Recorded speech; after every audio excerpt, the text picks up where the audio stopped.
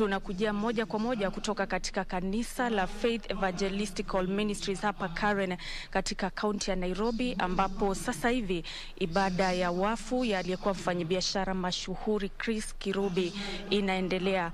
Baadhi ya viongozi ambao wamehudhuria hafla hii ni pamoja na kiongozi wa ODM Raila Odinga, kiongozi wa Wiper Kalonzo Musyoka, Musalia Mudavadi kutoka ANC na vilevile Moses Wetangula kutoka Ford Kenya, naye Rachel Ruto vilevile yuko katika hafla hii. Mtazamaji, Chris Kirubi alifariki tarehe 14 ambayo ilikuwa ni siku ya Jumatatu baada ya kuugua saratani kuanzia mwaka wa 2017. Na hivyo basi kinachoendelea sasa hivi ni hotuba kutoka kwa wale ambao walikuwa wandani wake, walifanya kazi naye, na hivyo basi hebu tuelekee tu pale tusikize kile ambacho wanasema katika hali ama harakati za kumkumbuka marehemu Chris Kirubi. And we lived there together for a long time. Ladies and gentlemen, they say friends are the family we choose, all being chosen. It was the greatest moment of my life when Chris chose me to be his friend. And when he passed on, it was the moment that most of us, his friends, were so sad because we had lost a friend. Friendship transcends death. Memories made will never be forgotten, but create a lasting impression on those the person left behind. Most of us became better for having met Chris, because he was such a wonderful friend. He was not jealous, and he used to advise us what to do, to work hard and make money. Chris could not understand why young people like us that time should go to church instead of going out and making money. And we followed until in 1885, when I gave my life to Christ. And I told Chris, we are going to be friends forever. But one thing you will never do is to discourage me to go to church every Sunday. And one day, I will work so hard, and you will also follow me. You will become born-again Christian. Chris did not want to hear that, but I remember one time he had a case in the High Court. And Beverly here can tell you, Chris had decided he would rather be fined for going late than going without me. And I didn't want him to get to that stage. So we used to meet every morning. We would pray together, and then I would escort him to the court. And whatever happened in that case, that is what Chris started thinking about Christ. You mean prayers are that serious? That case has been thrown out? Now, don't push me, don't rush me, but one day I'll become a born-again Christian. So every time we had a function in Chris' house, he used to make sure that we say a word of God and we pray together. Every time he came to my house, he would say, since you pray, when you come to my house, this time I am going to pray. And then he told me one day, I always get courage to pray in your presence because you know me and you know whether I am improving or not. And he started praying. We started going to our, we went twice to our church, and he was very excited. He became a friend of our pastor. And the first person of our group to get saved again was Maina Kariuki, who he later employed in Coca-Cola. And Maina used to tell Chris, Macharia is misleading you. We all know God. The only thing we have not done is that we have not renewed our passports to go to heaven. For me, I renewed mine. Chris, you are alone. If we go to heaven, you will be left behind without a renewed passport. So when Chris gave his life to Christ, he called me. I remember I was in church. I walked out, and I was out. I missed that service because I talked to Chris for 1 hour. Then I gave him to my senior pastor to talk to him because they were very good friends. And the whole church was left behind for another 15 minutes praying for Chris. Brothers and sisters, we are going to miss Chris. For his children, Robert, Marianne, don't forget, when you are getting married, when we were receiving dowry, I was there to represent your dad. And even when you got married, I know you can still remember what I told you. And even now, Marianne, Andrew, Robert, remember, I am here for you. And I can tell you, Chris was only 4 years older than me, but there is something he disagreed with me. I told him that we are going to live according to Genesis 6 and verses 3. That God was content with man and he was going to give a man 120 years. But Moses, the same person who wrote that verse, went to Psalms 90 and said that man will live for 70, if he is lucky, 80. Chris agreed with Moses. I have refused. I'm here to live for 120 years. So I am here for the next few years to 120. Thank you. God bless you all. Let us remember Chris. Let us remember his family. And let us always make sure that we are there when they need us. Thank you and God bless you.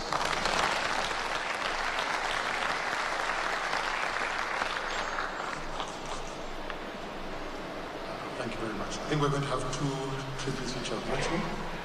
And the first tribute is from the Harvard Global Advisory Chair, Dr. David Rubinstein.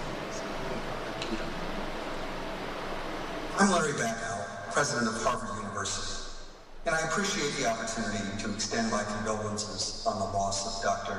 Chris Kirubi. When Harvard established its Global Advisory Council in 2012, Chris was asked to serve as one of the group's inaugural members.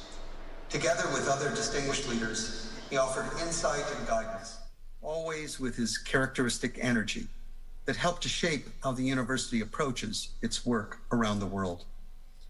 Unfortunately, I was never able to meet Chris in person, but I knew well of his deep interest in education and its power to improve lives and uplift communities, especially on the African continent and in his home country.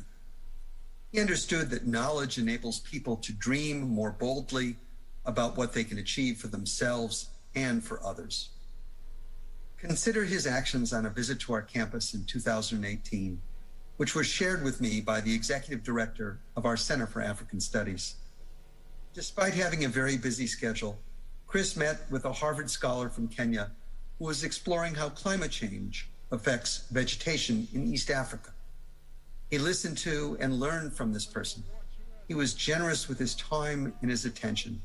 He made an impression that will not be forgotten on any of us. May we all learn something from that moment of curiosity, kindness, and humility. And may we all work together to see that Chris's vision for a better world comes into sharper focus in the years ahead. Thank you again for this opportunity to remember a friend of education and a friend of Harvard.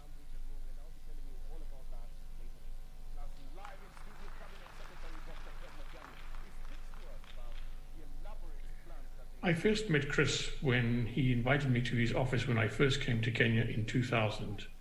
He treated me with great courtesy and professionalism and kindness, and briefed me on Kenya, its people, and the huge potential that Kenya had to offer.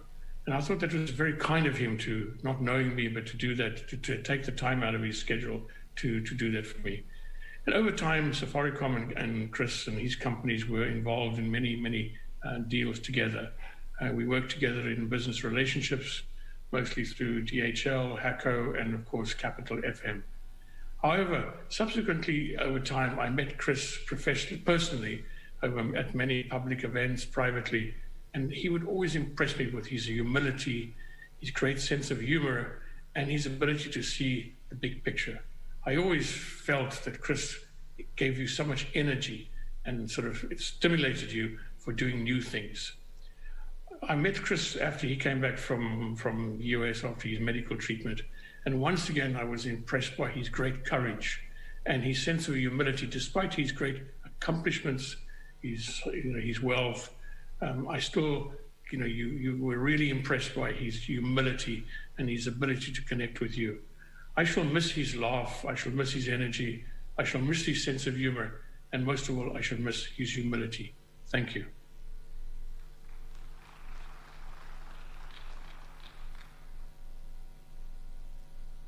So we're going to now move from friends to corporates that he served. And the first one will be from Bayer, from Mr. Laurent Perrier.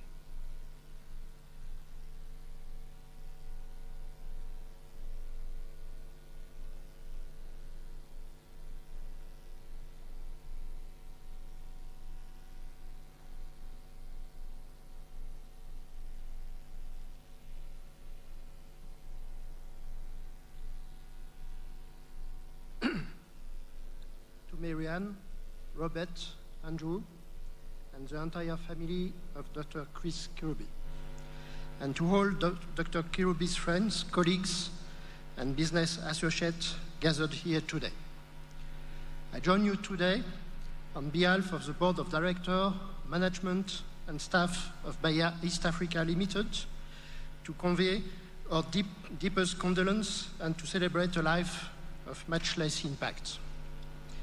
For us at Bayer, Dr. Chris was not only an esteemed shareholder and vice chairman of the board, but he was an icon that we all admired, a leader that inspired all of us, and a friend that we shared great times with.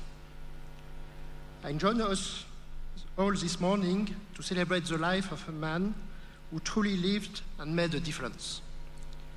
For the 44 years that he was a director at Bayer, Dr. Chris was instrumental in supporting the growth of our Bayer healthcare and agriculture businesses in Eastern Africa. He supported and freely engaged all stakeholders, including employees, clients, and farmers. Just in 2020, Dr. Kirubi commissioned Bayer's response to the locust infestation in Eastern Africa through a donation of Bayer's pesticide to governments of Uganda and Kenya. He also spreaded Bayer's COVID-19 response program in Africa through donation of Bayer's hybrid seed to smallholder farmers. There are just few examples that exemplify what has already been said. He was passionate about people and their well-being and keen on providing solutions to some of the most pressing challenges of our time. He was a believer of dreams, a true visionary leader, and to Chris to invest in ideas and in people. He represented brilliance, a life that inspires all of us, a life that burns so that other paths were lit. While we feel the loss and we truly miss Dr. Chris, we are comforted by the fact that he ran a good race and that his legacy and his works will continue to impact many generations to come. At Bayer, Dr. Kirubi has left an indelible mark and fond memory that we'll always cherish. Our force and prayers remain with the family.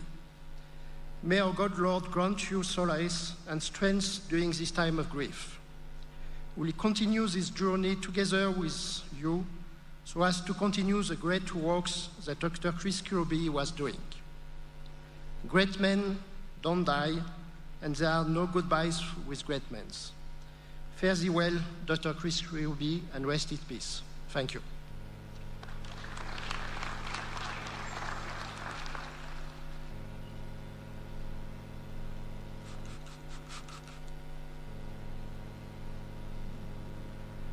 The next tribute is from NBL, Mr. Javier Salga.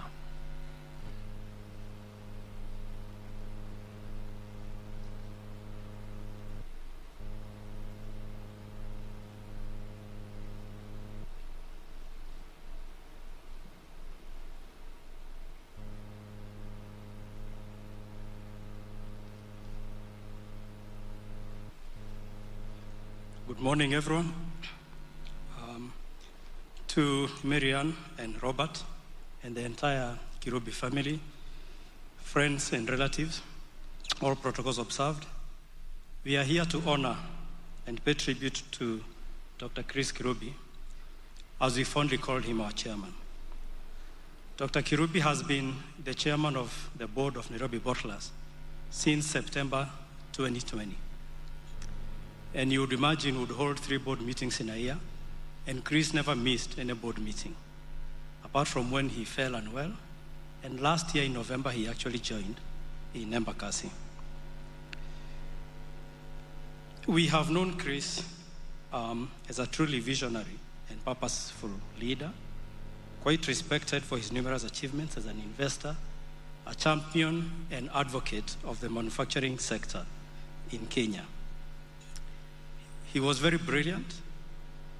His business acumen cannot be doubted. He had foresight, innovative. He was a connector. He was nonconformist, but yet very approachable. He built a community of young people. And you'll realize everywhere where Chris was involved, he really uplifted the young people. As the chairman of our board, it was such an honor to work with him. If you look at our companies when he joined the board, and by the time he left, we were merely producing soft drinks. By the time he left, we had expanded into new categories like water, juices, energy, hot beverages, and the list was going on. He drove productivity of our businesses through consolidation, and at the same time, going for more investment. And all those ended up building more opportunities for the young people and the white community at large. A case in point is in 2005 when we consolidated our operations for Nairobi, Nakuru, and Machakos. After the consolidation, he ring-fenced our property in Machakos, 27-acre property, and pinpointed it for development of an Institute of Development Studies to help the local community in Machakos. It was not all business, with our chairman. There are a few things that I would call out that happened in the board. Once we had our board meeting in Sankara, and after the board meeting, we usually go for the market, for what you call a market visit. And in the market visit, there was one gentleman who did so well and presented himself so well. And in the introduction, he said, I have been acting in this position for a month. The gentleman was confirmed on the spot, and HR had to go and sort out documentation.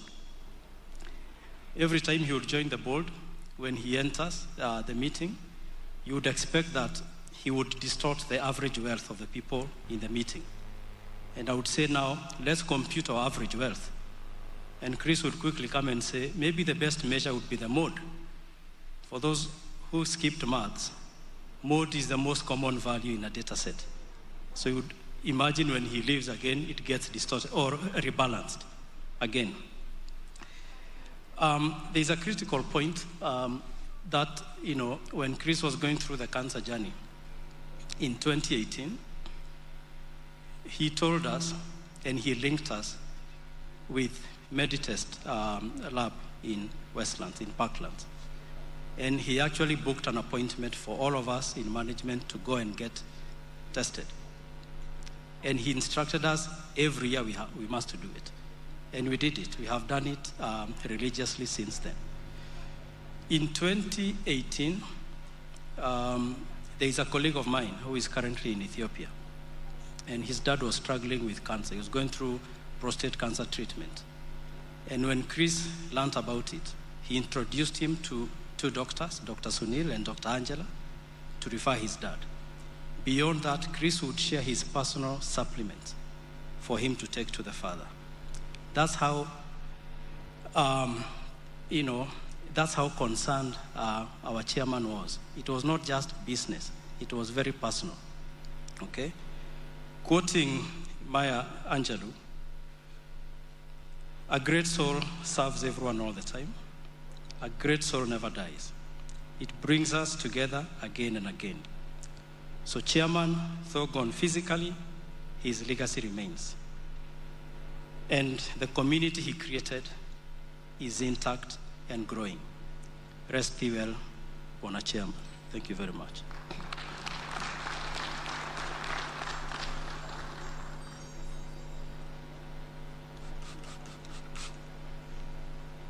I'm going to call, just out of order, Her Excellency, the Ambassador of France, Madame Menonche, to come and give us her tribute. Thank you.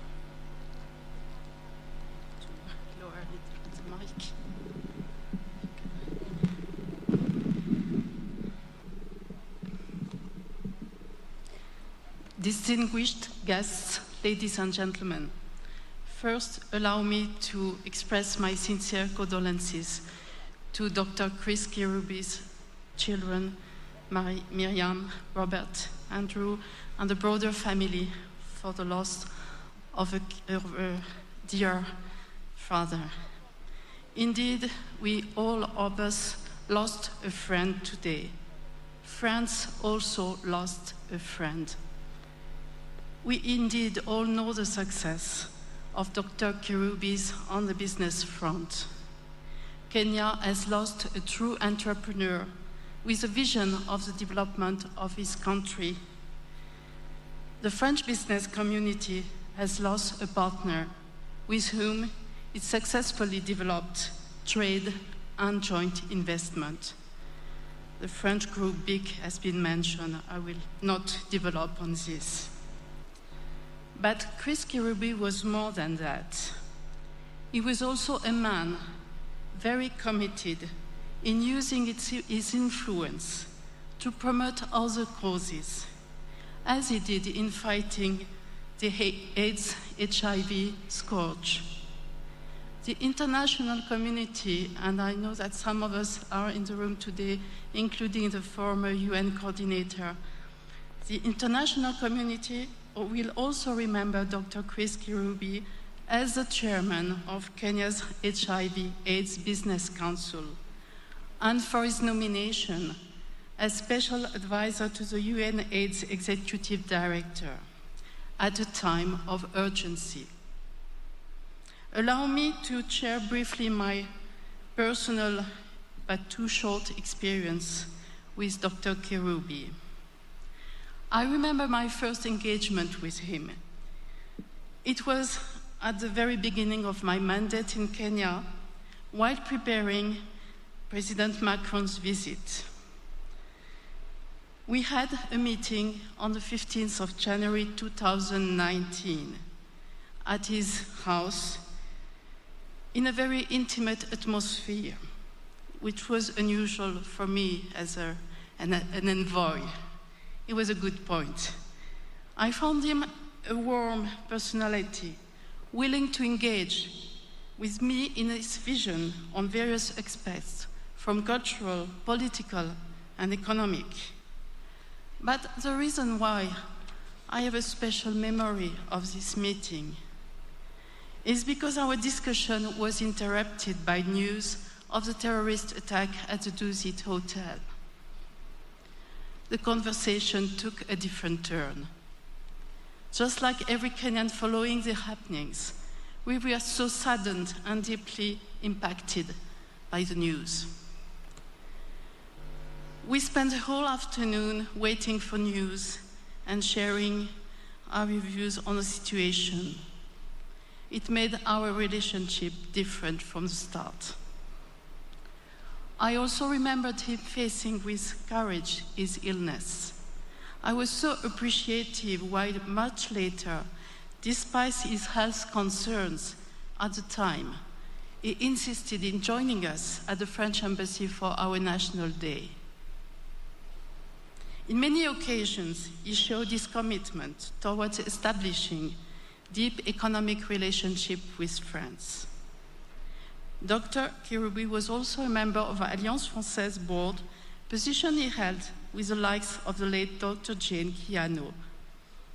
He was very keen on the cultural development of the artistic space of the Alliance Française, and through his radio, Capital FM, promoted some of the many events held at the Cultural Center. On Friday, 15th May 2015, at the residence of France, the French government bestowed upon Dr. Christophe Kirubi France's highest decoration, the Legion of Honor, for this lifetime contribution towards youth development and development as a whole, as well as his commitment to economic and cultural rapprochement between Kenya and France. We will miss him indeed, but we are confident that the partnership he anchored will continue after him as a legacy. Merci, Chris.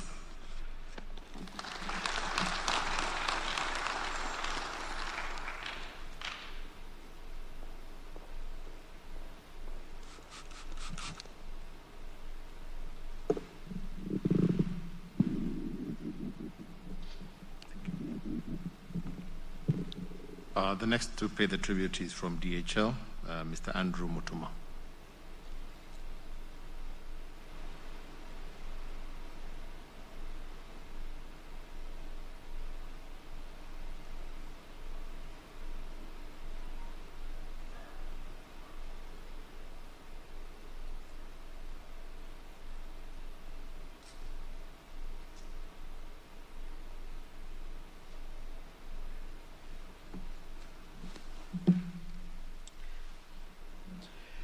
To Robert, Marianne, Andrew, to your immediate family, relatives, ladies and gentlemen, a good morning to you all. I never referred to Dr. Chris Kirubi by his name because I never believe in Africa you ever refer to your father by his name. So I always referred to him fondly as chairman. Nothing gave me or gave the chairman more pleasure, with of course the exception of working on his next business venture.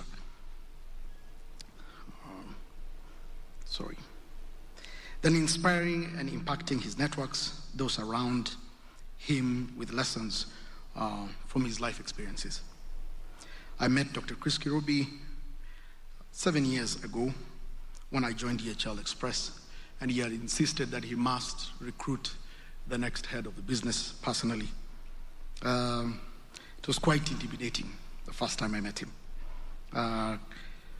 But these first impressions would quickly be dispelled, and that you would see he was a kind and gentle giant, firm but fair, and honest to the hilt. I was privileged to not only work closely with him, but to also learn and engage with him in a personal way that will forever have an impact on my life. What seemed to make Dr. Kirubi stand out was his uncanny ability to quickly understand business strategies and approaches from start to finish. He relied on his numerous years of experience and gut feelings and put his personal guarantee behind every venture he pursued. Chairman brought a lot of integrity and knowledge of the industry to me, and he looked at things objectively. He had a really good feeling for the bumps on the road and how to overcome them. As a dear friend, I remember when I went to him and I said to him that I was getting married. He looked at his calendar and he cleared his whole calendar on the specific day and said he would be there. And on the particular day, he came and spent the whole day with my family and I. What was really interesting is when he was leaving, he came up to my wife and asked for permission to leave. And it is only upon her saying it is okay, you could leave, that he left. As a dear friend, I have very fond memories of him as a faithful mentor, father, figure, and advisor. He valued honesty, and he kept his word and always spoke the truth, as many of you can testify. A lot can be said about his achievements, but I do believe that the most important memory we have of the chairman is the impact he had on our lives and in our hearts. If you spend moments with him, you would experience his gentleness, his teaching spirit, and with all his plans, he would always offer his time, which was quite valuable. As you can see, he had a lot to do, but he still offered that time to be a friend and offer words of advice. Chairman, thank you for the moment we spent together. Thank you for confiding with me on many things in life and for teaching me so much in the moments we spent at the fireplace. They were God-sent, and I'm eternally grateful. Thank you for challenging me, and I believe all of us seated here, to do more with our lives, to use our gifts, talents, and everything we have to make the most of our lives. You lived and made your life story a bestseller. So on behalf of DHL Express Kenya and the management team that's with me here, and also on behalf of my dear wife, Liz, who met him severally, and my family, I would like to extend my deepest condolences. May he rest in peace, but I pray that he would rest at the feet of Jesus, because in his presence, there's such fullness of joy. He was a joyful man. I wouldn't wish him anything else. Thank you.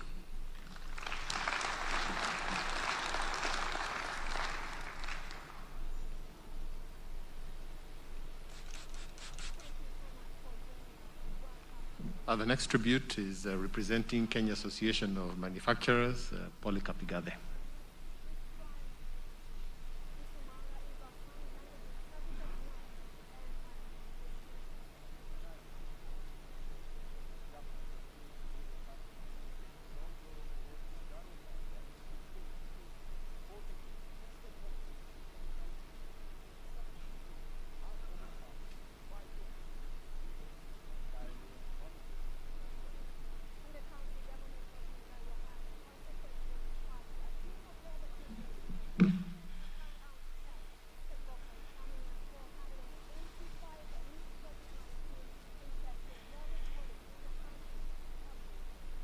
Andrew, Marianne,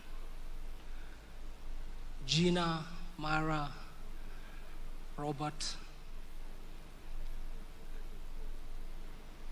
the entire esteemed family of Chairman Dr.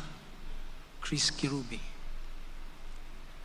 all the friends of Chris Kirubi who have gathered here, who include all the esteemed leaders of our government,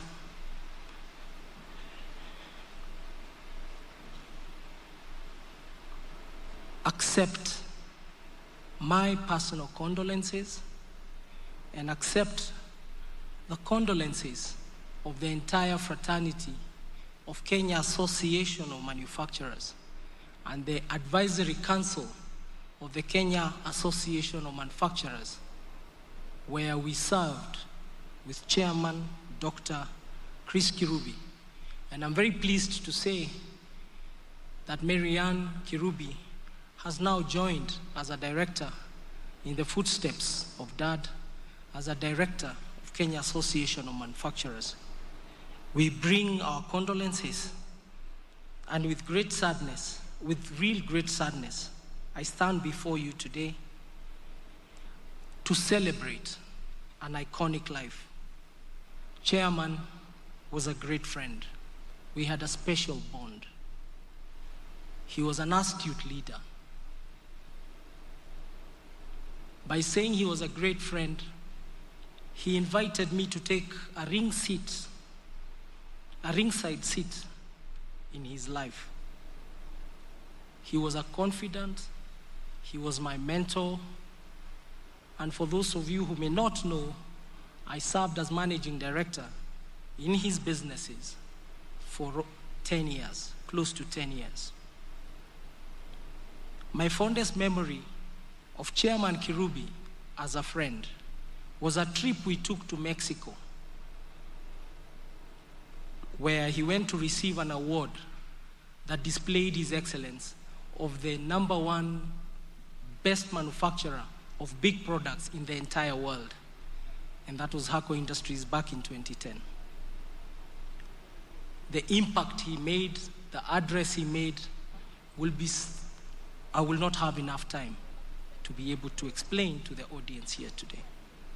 But even as we grieve, let us hang on to the memories of him, the memories of Chairman, ranging from his amazing and charismatic character, infectious laughter, and astute leadership.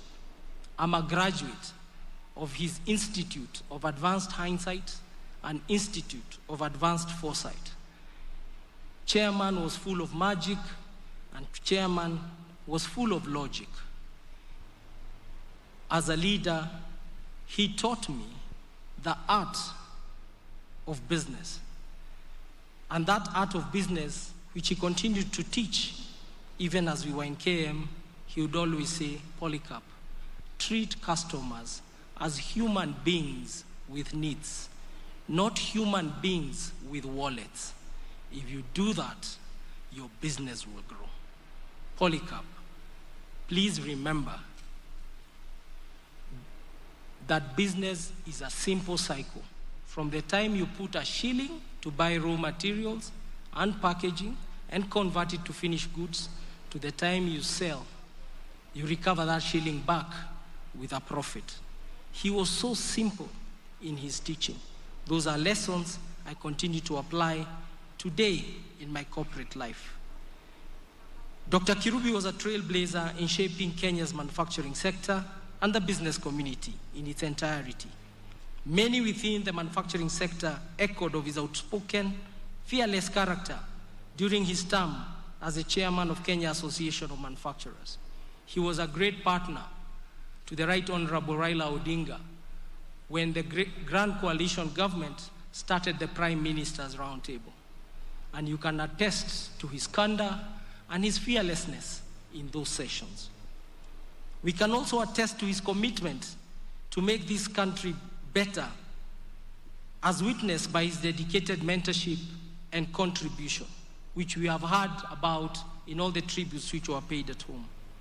Dr. Kirubi served as the chairman of the association between 1999 and 2000, a time when he led the manufacturing sector in advocating for the policies that created a very conducive business environment for local industries to thrive. He was specifically, he achieved several things in his tenure. Number one, he defended local manufacturers against onslaught of cheap imports and the impact of liberalization of the economy and advocating for a level playing field.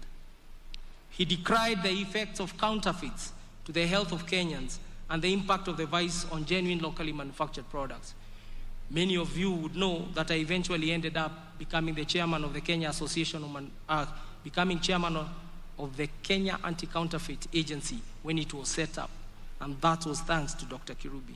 He also advocated for the diversification of our power generation mix, following a power rationing program that disrupted manufacturing processes and threatened the closure of industries and consequently job losses. Furthermore, he continued to support the association even after his term as chair came to an end, as an advisor and through investments in local manufacturing. I'm aware through Phileas Wakiaga that he even found time to attend a board meeting and an advisory council meeting in the company of Marianne not too long ago. This country is indebted to Dr. Kirubi in many ways, and individuals such as myself are indebted to Dr. Kirubi in many ways. He trusted us. He trusted me before I could trust myself. He built me. We worked together. He taught me. He was my mentor. He was my friend. He was my brother. And I bring sincere condolences to the family. My children, Kamau, Mwihaki, Shiro, and the mother, Catherine, they all called Chairman, Uncle Chairman, Chris Kirubi. And we grieve with you. We cry with you. We share tears with you. And the love he extended to us, we shall continue to extend to you. When I was done in my career and I moved on to other things, Chris continued to bless me. And as we lose him, perhaps it may be worthwhile to let you know how many things we did with Chris. When it was impossible to do business in Nairobi, it was Chris who came up with the idea of making sure that Nairobi goes back to the national government politically. It was Kirubi who designed the Sonko Igathe ticket.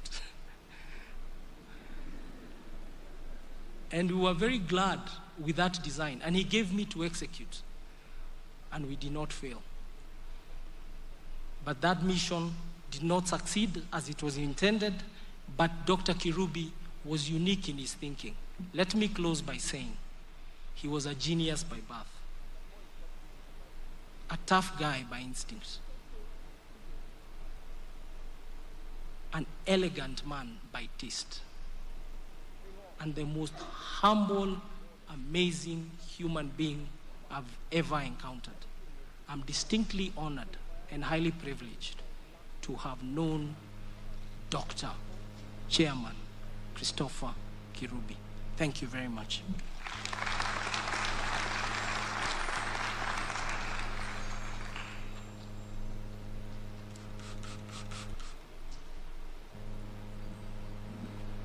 Next, I'll bring to the podium somebody who doesn't need any introduction from International House Limited.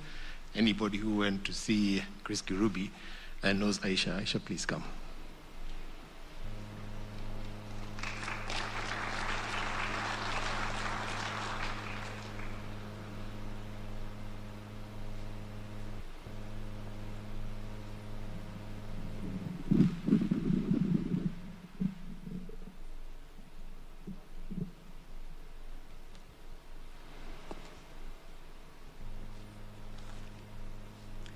Assalamu alaikum. Familia ya marehemu, watoto wake, wajukuu zake, ndugu zake, watoto wa ndugu zake na jamaa wote wa marehemu, na wapa pole tena. Wageni mashuhuri kutoka serikali yetu tukufu, mawaziri wetu na nyote wanahisa wa kampuni yetu International House Limited, wakurugenzi wa kampuni yetu International House Limited, na wakurugenzi wa makampuni zetu zingine zote, na waamkua tena, hamujamboni. Leo mimi niko hapa kuwakilisha kampuni yetu ya International House Limited. Nikisema International House Limited, nasema kuwa hapo Bwana Chris Kirubi ndipo alipokuwa akitekeleza majukumu yote ya shughuli zake ambazo sina haja kuzitaja, zimetajwa, zitatajwa na zitatajwa tena siku zote. Mungu amweke mahali pema. Niko hapa kuwakilisha International House Limited. Wafanyikazi wote wanatoa rambirambi zao zote kwa familia. Hatuwezi kuwa hapa sote. Mimi nimewakilisha kwa kuwa nilianza na Bwana Kirubi mwaka wa 1983 nikiwa mdogo kiumri, sijaolewa, sijapata watoto. Kwa sasa nikiwaambia nimesimama hapa, hata kijukuu ninacho, na yeye amepata hata wajukuu. Mungu atuwekee wajukuu zetu na watoto zetu. Kwa hivyo nilimjua kwa miaka mingi na tumefanya kazi toka tukiwa wadogo na mpaka tumepanuka kadiri mnavyosikia.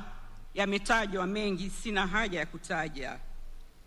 Leo basi kwa ufupi, kutoka International House Limited tumekuja hapa kutoa rambirambi zetu, na niko na shairi kutoka kwangu kama mfanyikazi wake wa zamani na kutoka kwa wafanyikazi wetu wote wa International House Limited.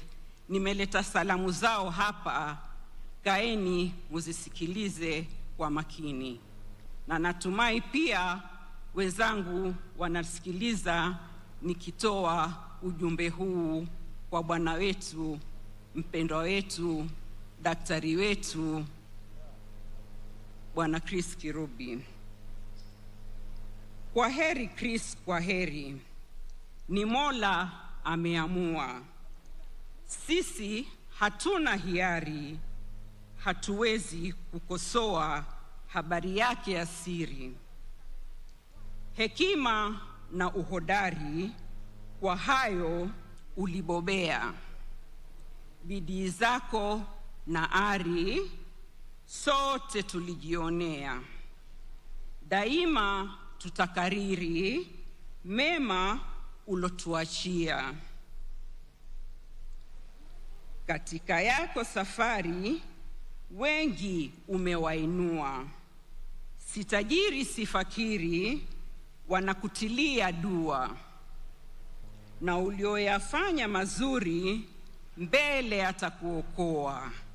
Amina Rabbi, amina.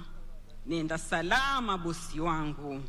Mungu akupe hatua njema, akuweke pema peponi.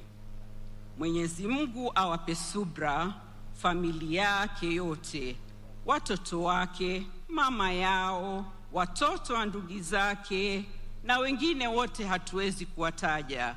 Yeye alikuwa ni mtu wetu wote, kwa hivyo shukrani zetu tunazitoa, na Mola akamweke mahali pema.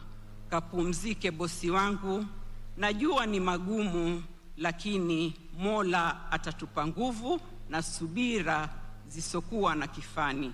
Asanteni.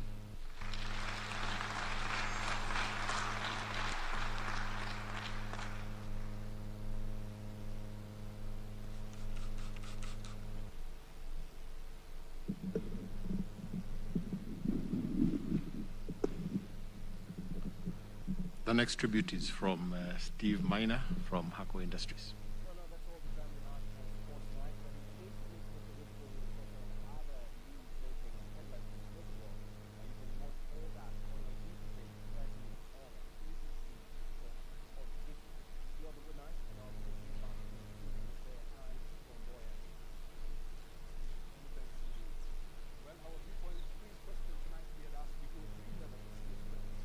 Good afternoon. My name is Mohaki Washira. I will read the tribute from Hako Industries on behalf of Steve Miner. Robert, our boss Marianne, Andrew, the children, all protocols observed. This is a tribute from the Management Committee and the staff of Hako Industries. In the year 1974, in the coastal town of Mombasa, Dr. Christopher J. Kirubi founded Hako Industries, and over the last 47 years, he steered the company from its humble beginnings as a single product manufacturer to a leading player in the FMCG industry in East Africa. The journey over the last 47 years has been one lined with immense success achieved through perseverance, dedication, and commitment. This has seen Hako Industries develop and establish market leadership with its own brands in the personal and home care categories. The brands most closest to Chairman's heart were Miadi, Amara, and Ashanti Q. Chairman was an innovator par excellence, especially when it came to personal and hair care categories. He loved beautiful things. He loved making women look beautiful. And he was passionate about perfectly good grooming for men. His mind worked in a very gifted way. He had the unique ability of being able to dream and vividly articulate his vision, as well as to follow through with the teams on execution. This is what made Hako Industries capable of innovating and launching many new products. Chairman's love for good sense and well-moisturized skin led Hako Industries to launching Amara, a brand that only 8 years after launch is now the #2 skincare brand in East Africa. Hands down beating legacy brands that have been in the market for many years. He would come across a fragrance or a body cream he liked on his many international travels, and he would excitedly bring us the samples and challenge the R&D and marketing teams to develop a product that could surpass the one he had brought, but he was always clear, make it affordable to the market that you served. He loved African hair, and one thing we must say, he did not suffer the wearing of wigs and weaves very well with women. That is one category to date we never managed to convince Chairman we could enter, no matter how lucrative it was. Out of this love for African hair, he started working with leading hair trichologists around the world and formed Miadi, and that was the first brand that came out of the Hako Lab in 2008, and today is a leading brand. With the onset of the natural hair care trends, he visualized and conceptualized Ashanti Q, a brand we launched in 2019 December, even as he battled with his illness. He called African women queens, and he wanted only the very best for them.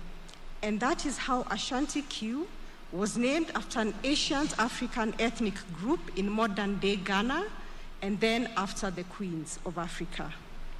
He never tired throughout the innovation process, and he would sit with the teams for hours on end. He would debate packaging designs. He would look at fragrances. He would test the products himself and give feedback. And he always had out-of-the-world suggestions on what we could do with our brands. He thought big, and he acted bold. He always opened doors for Hako Industries in the companies he had connections to, and he made many phone calls to introduce our sales teams to the decision-making people in those companies, an example being Majid Al-Futain, a close partner of Hako Industries to date. Chairman was a big believer in the Big Four agenda, specifically on manufacturing, and his continued determination was to drive Hako towards sustainable local manufacturing and translated to growth of local partners in distribution, in supply of raw materials and manufacturing inputs, as well as sales and marketing. This value chain alone has created thousands of jobs and has contributed to the economic growth of our country and our continent. It was his firm belief that Hako Industries will deliver on the ambition set out in our vision, which is to be the most preferred company with a commanding presence in every household by 2030. We are committed to building a lasting legacy for our beloved chairman by achieving this and so much more in the next 47 years and even beyond. Chairman had a pulse on all areas of the business, and you could not fool him about what was happening in Hako or in the FMCG industry. Every single time he came to the factory, there was a palpable excitement, and staff members would be so happy to see him and to have a chat and a photo op, of course, next to the CK1 car. He knew every single detail about how the factory lines ran, how the financials of the business were, how the sales and marketing initiatives were being run. He was present at every single moment. Chairman appointed his beloved daughter, Mrs. Marianne Musangi, to be our managing director in January 2019. And over the last 3 years, she has worked just as tirelessly as chairman in all areas of the business to build an even stronger company focusing on our own brands. In her, his legacy and dream lives on. The Hako family is deeply saddened by the loss of our beloved chairman. He was our guiding hand, and he will remain with us in spirit, always in our thoughts, always in our hearts, always loved. We will miss you, Chairman. We entrust you to the one who formed you from the dust of this earth. May Jesus Christ, who was crucified for you, bring you freedom and peace. May you see your Redeemer face to face. Rest in peace, Chairman.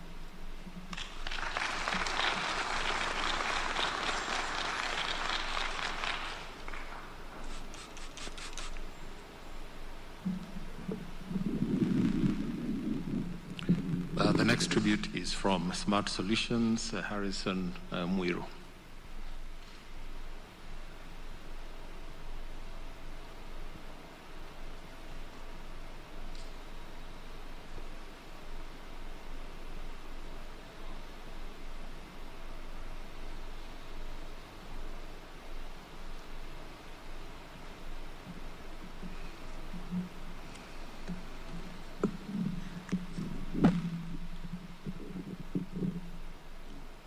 To the immediate family,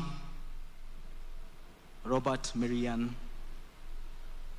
Andrew, distinguished guests, good afternoon, church. I'm here today to present this tribute on behalf of Smart Applications, one of the companies that he passionately loved. And words cannot truly express the fullness of Dr. Chris Kirubi, a man we fondly referred to as the chairman. His booming voice, larger-than-life persona, courage, boldness, love for this nation, great mind and aggressive business drive were much more than the words remarkable can describe. He had an immense gift in getting people together towards a common cause for humanity, solving problems and generating value for society and winning. At Smart Applications, the chairman came into our lives when we were at one of our lowest moments, going through the motions of a typical startup that had a concept which we fully believed in, but which the market had not fully accepted. Then comes chairman, and in the true God-given gift he had, and a strong passion and belief for the youth and technology, he saw an opportunity in Smart that others did not see.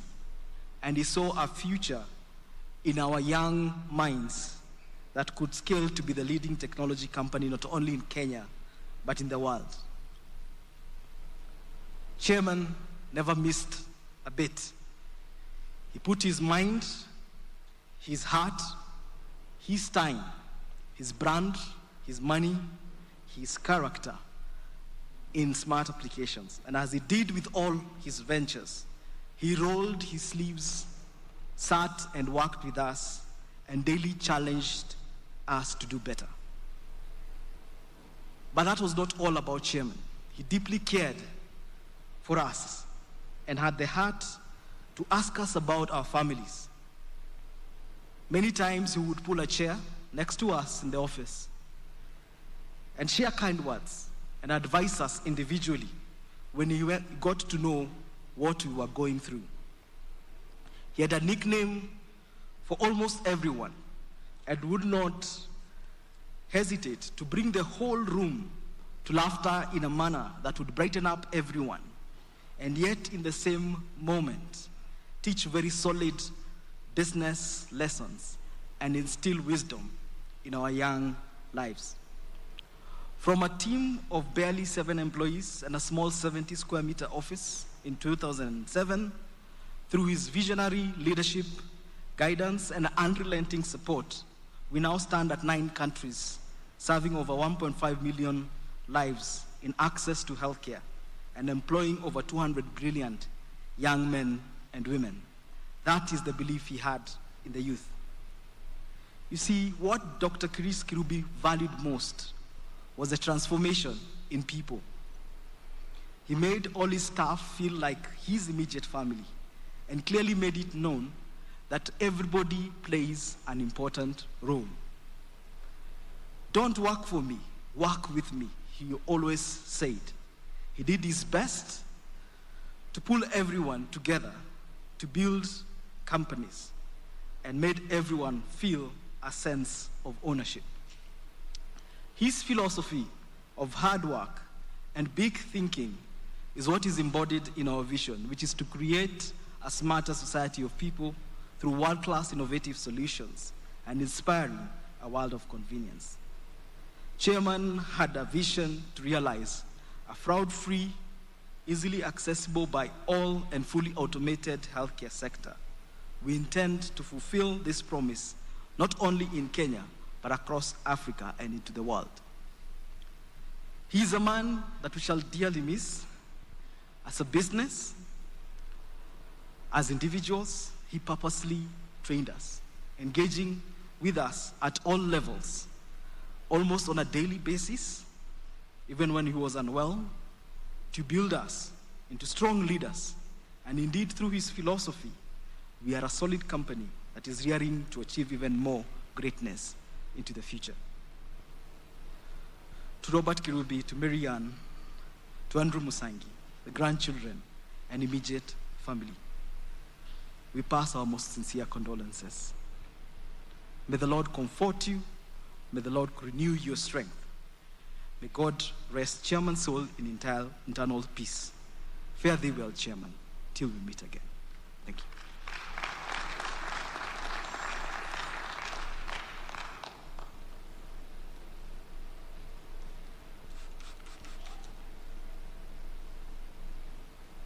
The next tribute is from Farida Idris of Capital FM.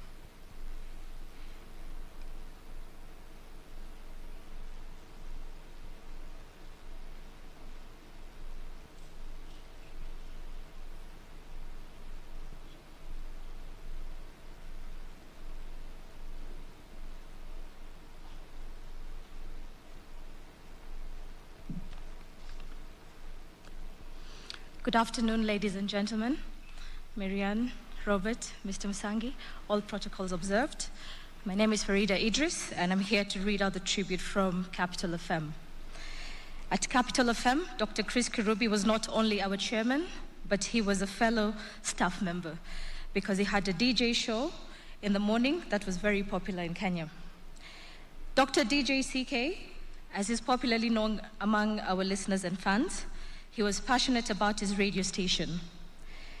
He was a down-to-earth man who mingled with everyone. To an extent, we associated him with more of a co-worker than a chairman and a co-owner. The outpouring messages and condolences that we have received from our listeners, locally and internationally, is a testimony of the lives he touched and transformed. As management, from Grace Nyambura, Dani Munyi, Bernard Momanyi, David Muba, and the rest of the Capital FM staff, we have lost a visionary leader, but we are grateful for the skills he impacted in us on making the business-oriented decisions to take the company forward. But even as we mourn the loss of chairman, we also celebrate his achievements and the employment opportunities he has created not only at Capital FM, making us one of the most valuable media brands on the continent, but also in other sectors of the economy. We have no doubt that with the support of our listeners, our partners, and our advertisers, the company remains solid and we will continue to grow in fulfillment of Dr. Kirubi's long-term vision. Dr. DJ CK has rested, but his vision and legacy lives on for generations to come. Fare thee well, Dr. DJ CK. Rest well, Chairman. Thank you very much.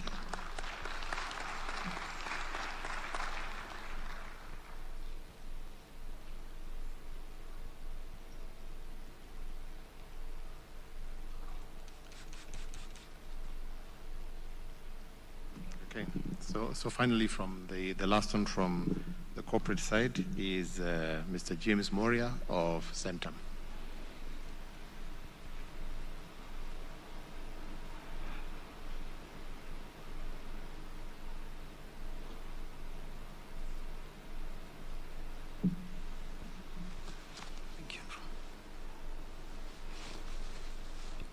The family of Dr. Chris Kirubi, our guests who are gathered here today, it's my honor and duty to present the message of condolences from the Centum fraternity.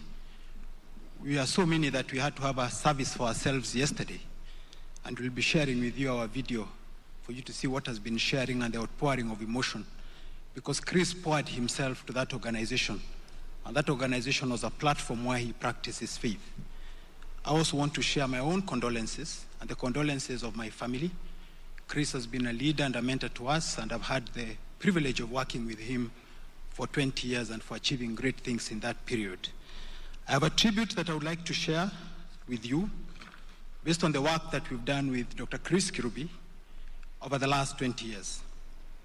Some people mistakenly think that Christopher John Kirubi found God during his illness.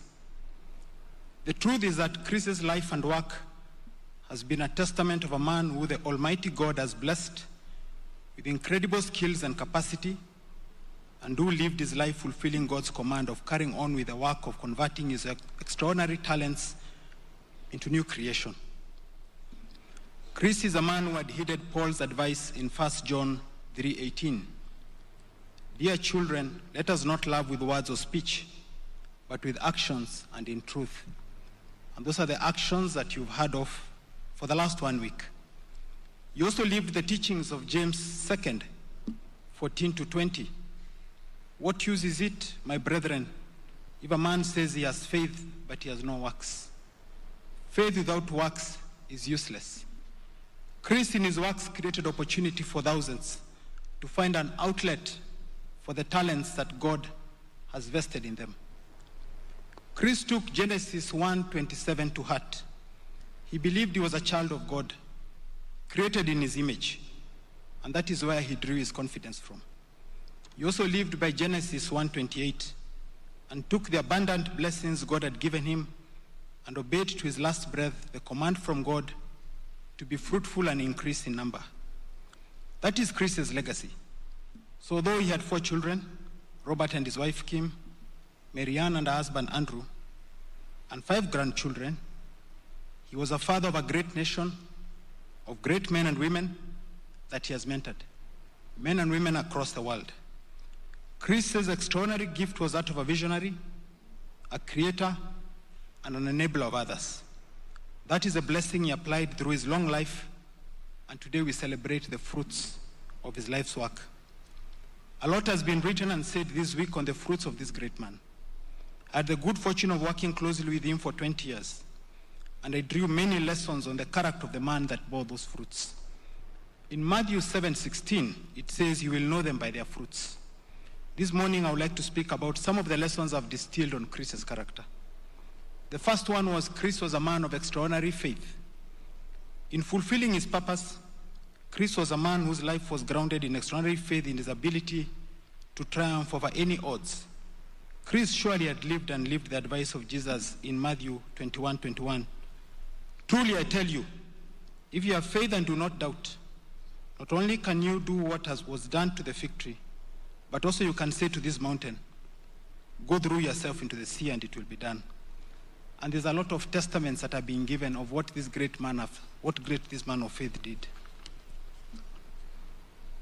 It was this faith that gave him the fortitude to fight the disease for 4 years, overcoming all the odds that have been cited by doctors and experts. Second, Chris was a dreamer. Chris was a man of extraordinary vision and resilience. He believed, like Paul in Romans 4:17, that in faith and God's will, he could call those things that are not as if they are. That was a faith that underpinned his vision to dream about building new cities. Examples are Vipingo in the coast, 2 Rivers in Nairobi, Palmarina in Uganda, all of which he dreamed that he could do, and he did simultaneously. The odds and the risks were never really relevant. One of the things he mentioned to me many times was that obstacles are those frightful things you see when you take your eyes off the goal.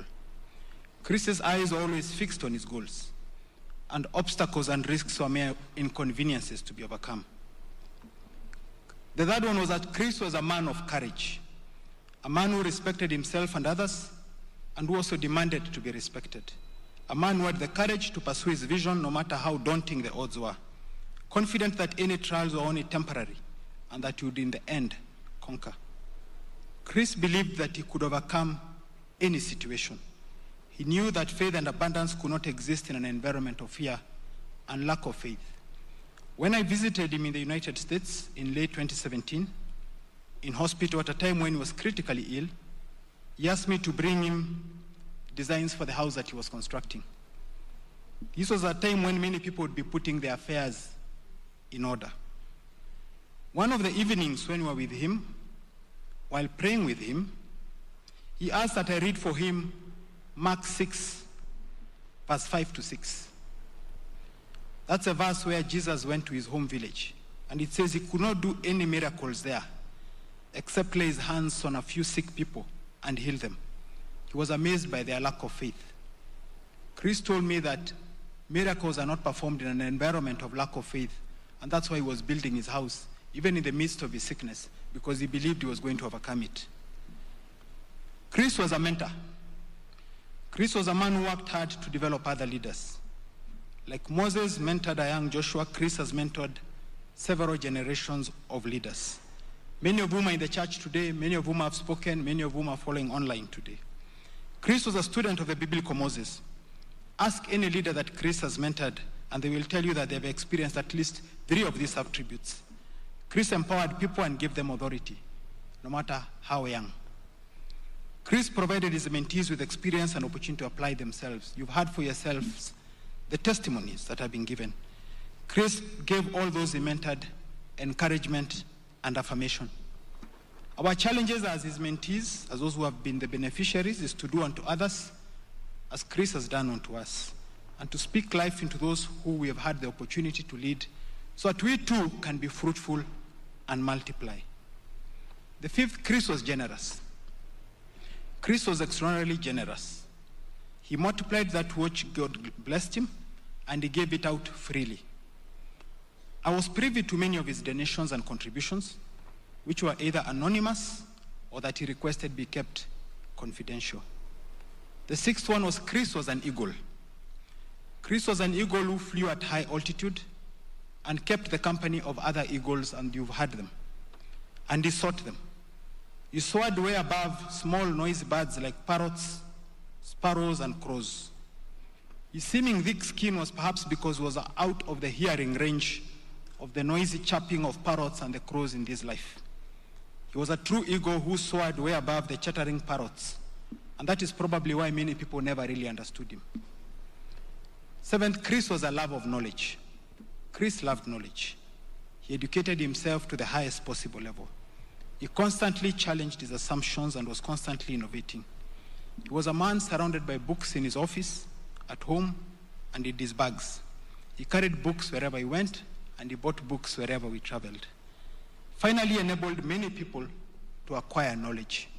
And I've seen Governor King there, and he can give you testimony to the 250 people who have students who've gotten scholarships in Vipingo, courtesy of Chris. Chris heeded the advice in Hosea 4:6. My people are destroyed from lack of knowledge. Finally, Chris loved life, and he was not anxious. Chris ate life with a big spoon. In an empire as large as his, it was inevitable that at any given time, 1 or 2 of his companies would be facing one challenge or another. Chris had reasons to be anxious. However, Chris was never anxious, even in the face of seemingly daunting and overwhelming personal challenges. Chris lived Paul's advice in Philippians 4:6. Do not be anxious about anything, but in every situation, by prayer and petition with thanksgiving, present your requests to God. And the peace of God, which transcends all understanding, will guard your hearts and your mind. This is my honest and faithful account of this great man that we lay to rest. Matthew 7:16 has given us the scale to weigh the worth of a man and says you shall know them by their fruits. It goes on to say that every good tree bears good fruit. Chris has borne good fruit. He was a good man. He was a great man. He was a man of impact, a creator, a man who fulfilled his purpose, a man who employed the extraordinary talents that God had given him in obedience of God's command to be fruitful.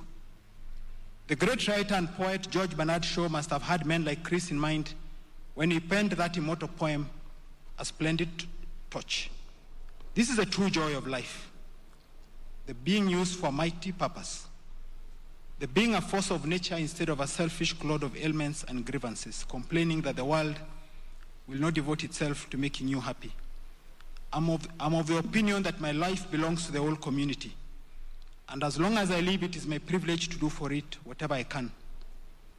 I want to be thoroughly used up when I die, for the harder I work, the more I live. I rejoice in life for its own sake. Life is no brief candle for me. It is a sort of splendid torch which I got hold of for a moment, and I want to make it burn as brightly as possible before handing it on to future generations. Chris was thoroughly used up by the time he rested. His life belonged to the whole community. He worked to the end. He obeyed God's command and was fruitful. His faith shines through in his works and the lives of those whom he has touched. Christopher John Kirubi has fulfilled his purpose, and we thank God for his long and fruitful life. He did not do this alone. And on his behalf, I thank all those who worked closely with him, those who loved him, and enabled him to achieve all that he did in his lifetime. I thank God for having given me the rare opportunity to directly share with Chris what he meant to me, and to personally thank him for all that he has been and done in my life. Christopher John Kirubi now belongs to the ages. Fare thee well, our leader, our friend, our mentor. Fare thee well till we meet again.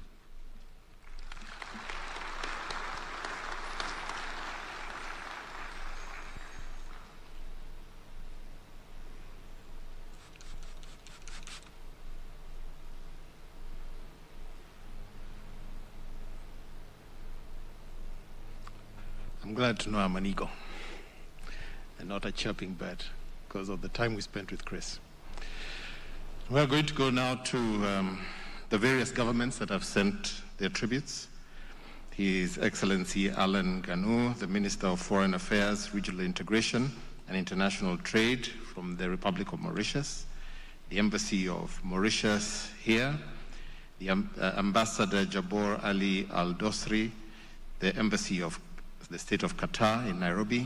We've received messages from the Embassy of Costa Rica in Kenya, the High Commission of the Republic of South Africa, the Consulate of the Republic of Cameroon, and the Embassy of Oman.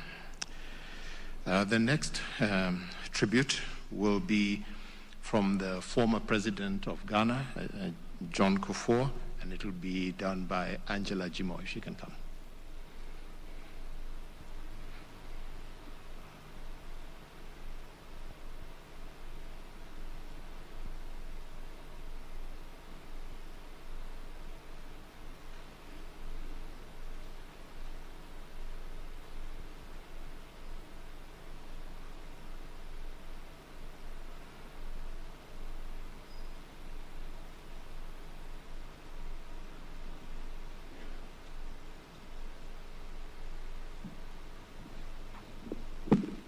Hi. So I think there is a little misunderstanding. I think the Consulate of Ghana is here to read something for Ghana. This note here is actually from the current president of Ghana, Nana Akufo-Addo, who asked me to personally deliver this note to Marianne. And on arrival yesterday, Marianne asked that I open it today and read it to her. So this is actually from the current president of Ghana, Nana Addo Dankwa Akufo-Addo, a personal handwritten note to the children of Chris Kirubi. So I'll read it with your permission. So dear Marianne and Robert, I've asked my friend Angela Chermatin to bring you this brief note to express to you my condolences and those of all his friends in Ghana at his death. He was a fine man and a good African. He will be sorely missed by all who knew him. Best wishes and warm regards. Nana Adudankwa Akufo-Addo.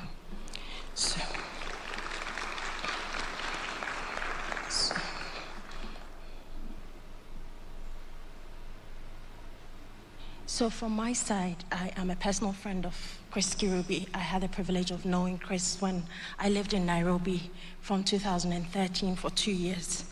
And when Chris and I met, we got along like house on fire. He took me as his daughter, and he invested so much in me. Chris told me, by the time you're leaving Nairobi, you need to be a golfer. And he made sure I learned how to play golf before I left Nairobi. Chris told me, you need to polish up on your negotiation skills because you're going to go far and you will need it in your career. And he worked on that with me. Today, I'm standing here to say farewell to my friend, my rock, my oasis. What really hurts me is that when he was sick, I was very far away and I couldn't come and be with Chris his very last days. But I know he's resting well. So today, Chris, I want to say rest well, my friend, and we will keep on living your legacy that you left behind. So Marianne and Robert, thank you. Andrew, thank you for sharing your father with me. He was everything to me, and I thank you for everything you did for me when I was living in Nairobi. Thank you.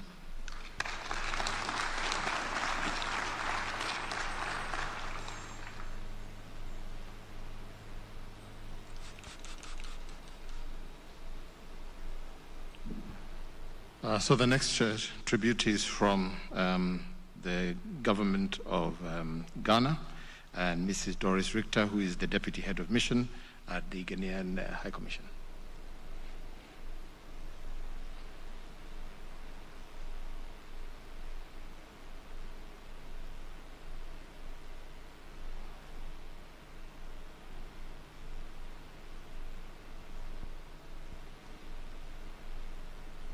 Okay, so let's move on to the next. I'd like to, first of all, recognize the leaders that are here. I can't call everybody, so I will start by calling Senator Wetangula to give a few words, and then we will move on from there. So, Senator, please come.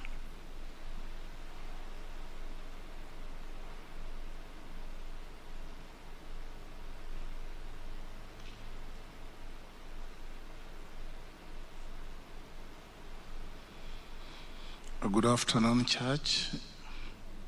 The family of our fallen brother, friend, and hero, Dr. Chris Kirubi, colleagues from the political wing, captains of industry, diplomats, fellow Kenyans. I stand here to pay tribute to a great man. I knew Chris Kirubi way back in 1985. I was having lunch in a restaurant, and he was sitting next to me. And we started a conversation, and there I learned that him and I went to the same school, Friends School, Kamsinga, a giant of many schools in Western Kenya. And he also went to another school in Western Kenya called Kolanya. Thereafter, Chris became a close friend.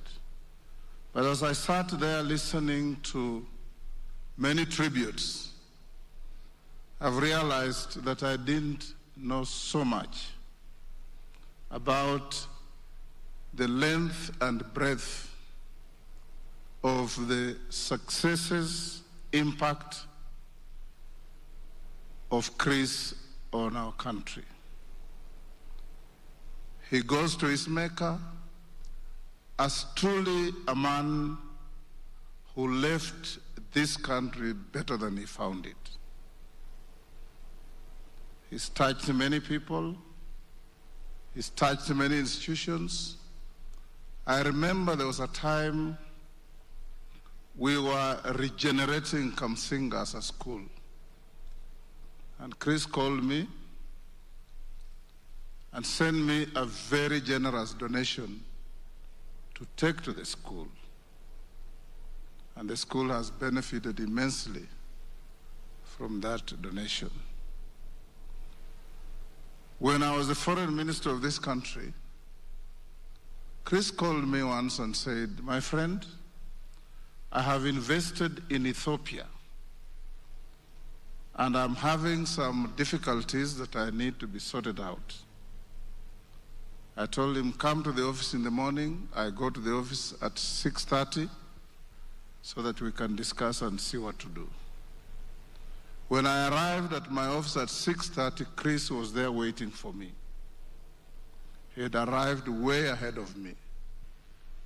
That is how studious he was to getting what he wanted to do. We sat in my office. I placed a phone call to the then Prime Minister of Ethiopia, Meles Zenawi, and Meles told me, "Moses, if it is somebody that you know well and is having any difficulty with my government, come over with him." The next day, Chris and I were in Addis. We had dinner with the Prime Minister, and I believe the issues that Hako Industries was encountering in Addis were resolved. That is how practical Chris was. So as we come here today, we learn one lesson, that Kenyans can truly, in working hard, build Kenya. And Kenyans working hard can change lives of fellow Kenyans. The last issue I want to say about Chris is his friendship with people beyond the borders of our country. Chris was a very close friend, not just as an honorary consular of Ghana, but of the former president of Ghana, John Kufuor, who also happens to be my close friend. Every time I have spoken to Dr. John Kufuor on phone, he has asked me about Chris. He's told me how Chris used to visit him. And you Kenyans may recall when we had election difficulties in 2007, 2008, Dr. John Kufuor was the chairman of the AU. And he came here to bring sanity to the warring sides of our politics. When he was here, he was permanently in company of Chris Kirubi. I used to join them at the Intercon for a cup of tea, for a dinner. And you could see the chemistry between the two. And John Kufuor said, if Kenya has one man who has got a knack and an eye for entrepreneurship, it is this man, Chris. And you can imagine that was a president, the chair of AU, but they were on first name terms with Chris. Chris called him John, he called Chris, Chris. That is the camaraderie of our fallen brother, that he touched others. Fare thee well, my brother Chris, Andrew, your family, and the entire Chris family, the Musangis, if they're here, those are my brothers from Western. We stand here to say, may the good Lord rest the soul of Chris in eternal peace. That is the journey that we all are going to end up. And those who have spoken here, please carry on his legacy, hold the industries he has built, hold the enterprises he has developed, so that they can continue building our economy so that this country can move to the next level. Thank you.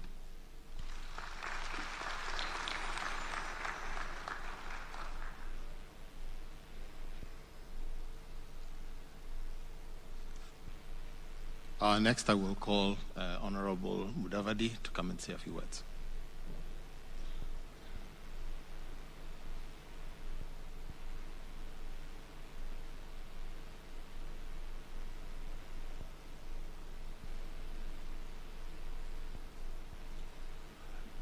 Robert, Marianne, Andrew, and the entire Kirubi family. Good afternoon, friends and relatives of Chris. First, kindly accept my condolences and those of my wife, Tessie, on this loss. I will speak very briefly because a lot has been said. But I'd like to say that Chris Kirubi was extremely candid. You know, when you're talking to him and you have an idea or an opinion, he will not tell you it's a bad opinion. He will tell you it's a stupid opinion. That is how candid he was. Because when you say it's a bad opinion, he's being polite. But Chris was straight. He would shoot from the hip. And during my time as Minister for Finance, I shared a lot with Chris because he had the pulse of the economy at his fingertips. He had the pulse of the political situation. And for the 5 years that I read the budget of this country as Minister for Finance, one of the key people that you would have to seek advice from so that you know whether you are getting it right or not was Chris Kirubi. He would always be there to advise so that the policies and the direction you take would make sense to business and to the country and to the economy. That was Chris. He was also politically astute. On one occasion, we went together with him and the late President Moi for a delegation, as a delegation led by the President, to the British Confederation of Industries to talk about the progress that we were making as Kenya, because we had just come out of a very difficult economic situation where the aid had been curtailed, inflation was soaring, and things were difficult for the people of Kenya. So at this conference at the CBI, I did what I could do as a Minister for Finance, and my boss, the President, was there, and Chris was part of the delegation as a business person. And one of the things that he observed was that the participants of the CBI kept on heaping some praise, and they were not directing it at the head of delegation or the government, but saying the Minister for Finance has done a good thing. So at lunchtime, Chris Kirubi took me for lunch. He said, forget about going lunch with your boss, come with me. And he told me, let me tell you something. When you go back in the afternoon, change tact. The praise must not be to you, but to your boss. I have been with these people for some time.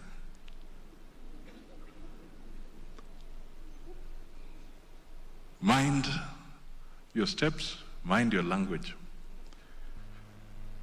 And indeed, when we went back in the afternoon, I changed tact.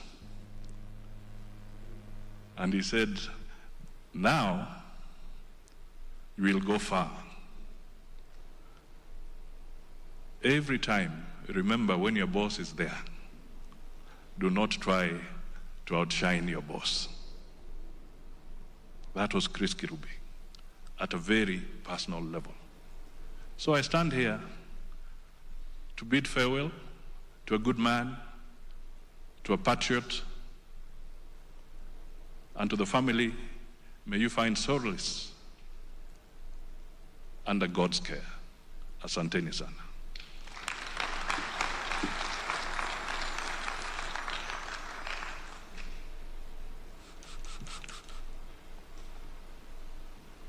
Next, allow me to invite the Honorable Stephen Kalonzo Musyoka to come and say a few words.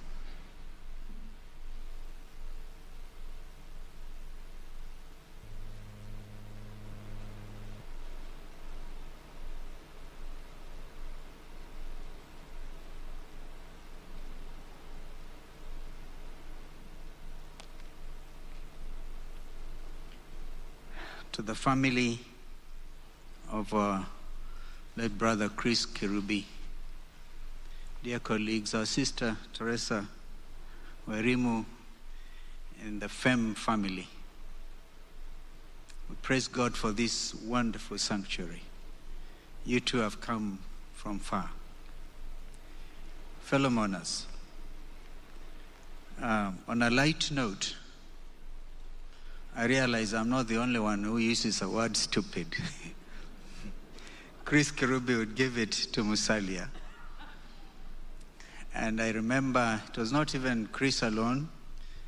Once a famous president of the United States, Bill Clinton, fashioned his whole campaign theme on what he called the economy stupid. But we are here to celebrate a wonderful Kenyan, a statesman.